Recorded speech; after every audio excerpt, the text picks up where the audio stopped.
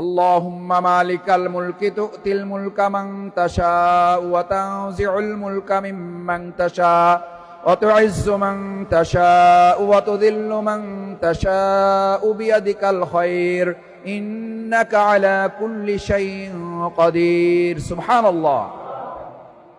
ক্ষমতা, কর্তৃত্ব এটা আপনি আমি চাইলেই অর্জন করতে পারবো না, এটা দেওয়ার মালিক কে?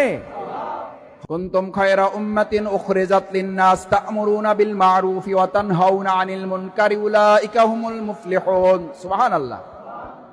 আমি এমন একটা জাতি তৈরি করেছি, একটা দল দিয়েছি, আমি একটা গোষ্ঠী তৈরি করেছি।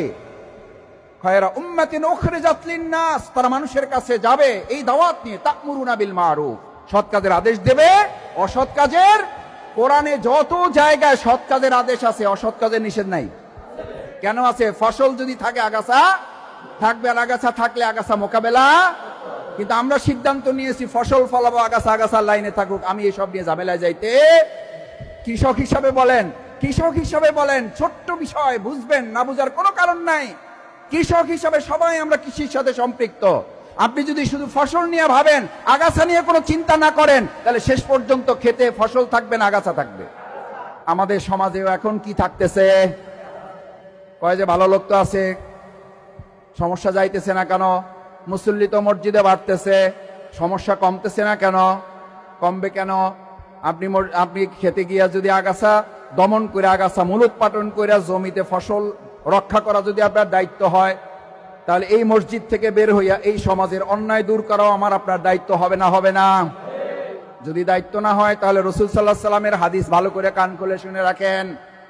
ক্বালা রাসূলুল্লাহ সাল্লাল্লাহু আলাইহি ওয়াসাল্লাম মাসাজিদুহুম আমিরা, একটা সময় আসবে মসজিদ মুসল্লিতে পরিপূর্ণ হবে।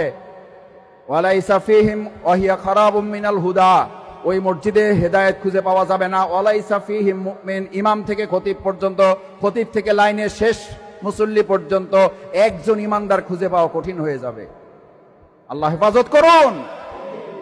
এই 1400 বছর পরের পৃথিবীর দিকে তাকিয়ে রাসূল সাল্লাল্লাহু আলাইহি ওয়াসাল্লাম আয়নায় দেখে যেমন মানুষ কথা বলে, রাসূল সাল্লাল্লাহু আলাইহি ওয়াসাল্লাম এই সমাজের চিত্র দেখে তেমন বলেছেন, মাসাজিদুহুম আমিরা, একটা মসজিদ না, মাসাজিদ। আমার ওলামায়ে কিরামগণ আছেন, মসজিদ সমূহ আমিরা, আমের প্লুরাল নাম্বার, জামা সিগা বহুবচন, মুসল্লিতে পরিপূর্ণ হয়ে যাবে, আমরা খুশি হয়ে যাব। মসজিদে মুসল্লি আসুক, নিশ্চয়ই খুশির সংবাদ। কিন্তু এই মুসল্লি, এই মসজিদ যদি আমরা আমাদের জমি চাষাবাদের মতো ফসল ফলানোর পাশাপাশি আগাছা দমনে আমরা ভূমিকা পালন করতে না পারি, রাসূল সাল্লাল্লাহু আলাইহি ওয়াসাল্লামের সতর্কতা হচ্ছে মসজিদ থাকবে, মুসল্লি থাকবে,